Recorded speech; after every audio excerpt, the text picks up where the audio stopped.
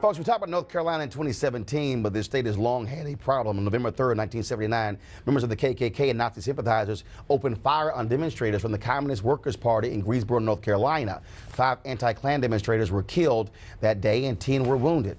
The Klansmen arrested for the crimes were acquitted by all white juries. In 2006, the Greensboro Truth and Reconciliation Commission, the first of its kind in the country, found that not having any police officers at the protest to keep the groups apart was the single most important element that contributed to the attack.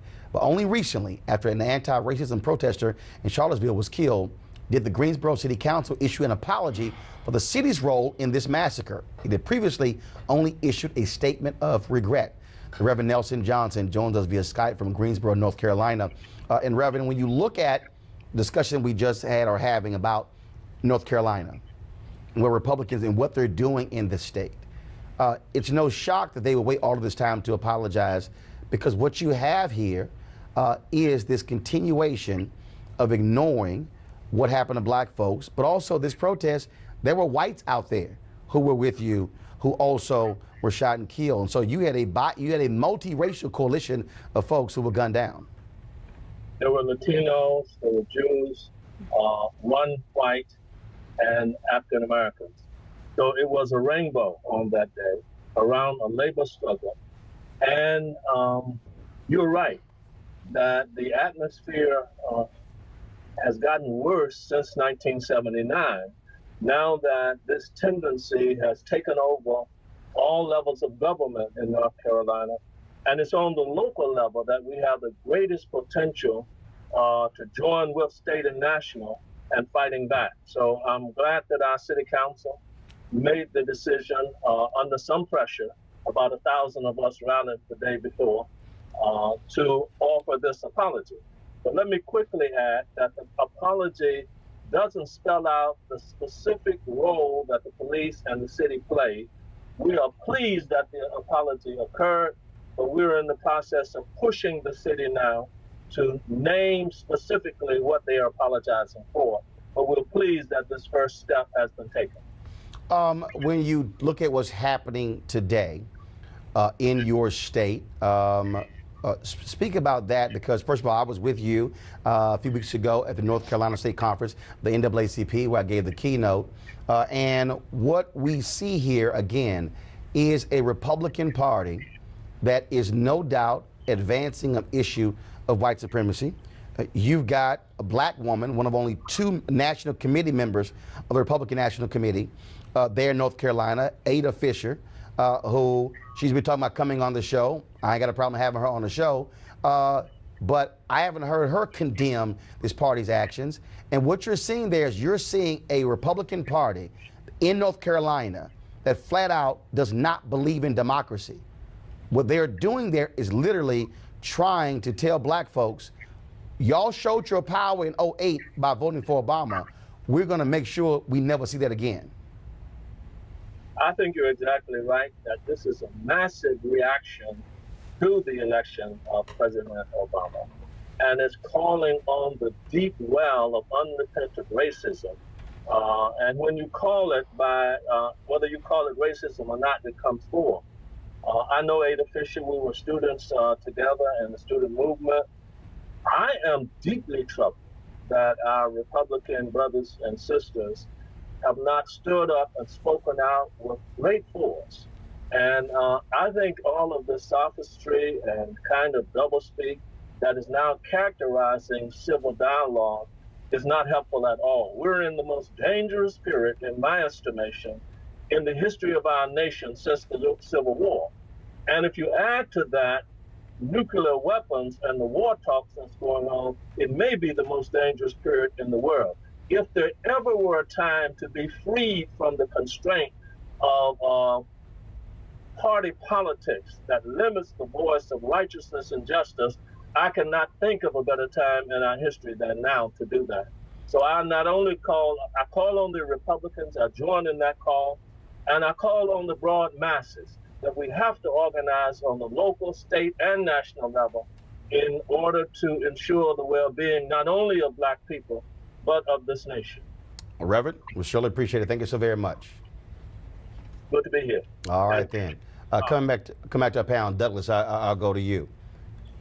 This is why these local, county, DA, judicial, and state races matter. This is why I have been so angered with 25% black turnout in Birmingham, 14% black turnout in the last election in Atlanta, 25% of total turnout in St. Louis.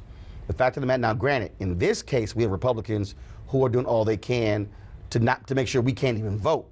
My point is, when you even have the ability to do so, we must be turning out in massive numbers to counter the continuation of white supremacy, because what this is an effort to keep control in the hands of whites, in this case, white Republicans in North Carolina.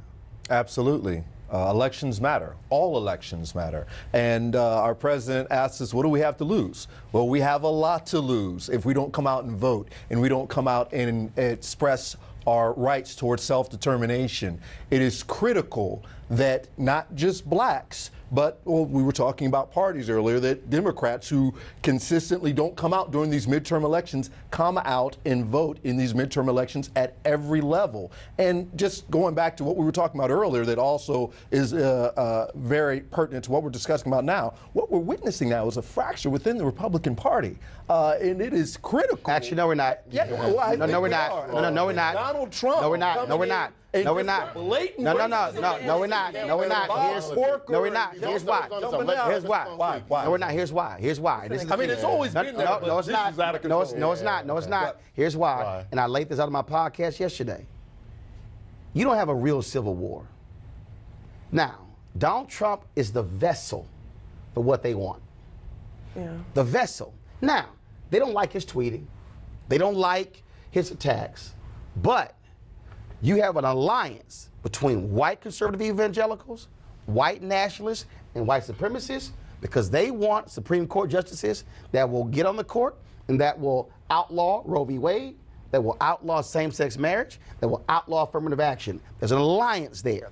You have them advancing their agenda, whether it's the Affordable Care Act, whether you hear tax reform, has nothing to do about middle class and poor people as well. So their deal is, yeah, we don't like Trump, what he's saying, but he is the vessel to maintain power. This is not about principle. It's not about morals. It's not about values. It's about power. Yeah.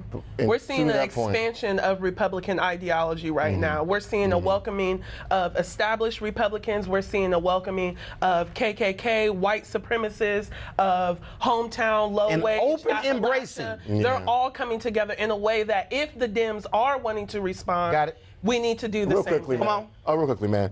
You guys like to call the Breitbart News the platform of the alt-right. No, stop. Steve Bannon called it that. I agree. Steve Bannon said we're the home of the alt-right. I agree with that. All the alt-right. Don't say we. You should say that this is the platform of the Democrat Party, because that is what is this show. No, Brandon. This show is a platform for black people. Let me tell you why. Let me tell you why, Roland. I agree with you. Black people. Roland, I agree with you on the issue of North Carolina, but you like to make this with a broad stroke. As they were talking about earlier, there are federal court cases right now. You're talking about North Carolina. There's a federal court case that says that the Maryland Democrats are the 21st century Jim Crow. By the way they said on HBC. We don't talk about that. You don't like. I'm sorry. I'm sorry. I'm with you. For the audience on the issue. For the audience. For the audience. There's plenty of criticism around. Hold up, Amber. Let me do a real quick fact check for the audience. Yep. Name one national television show that is focused on the desegregation lawsuit in Maryland. One national show that's had Kristen Clark multiple times discussing that HBCU lawsuit. Excuse me, that HBCU lawsuit.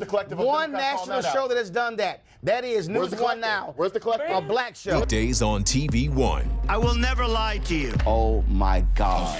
Roland Martin. He doesn't want to talk to us. He wants to ignore us. Uncensored. Hell no. That ain't gonna cut it, boo.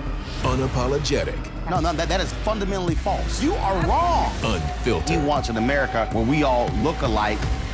He ain't talking about black people. Unrelenting. You better go work out, because you got a fight on your hands. NewsOne Now with Roland Martin. Weekdays at 7 a.m. on TV One.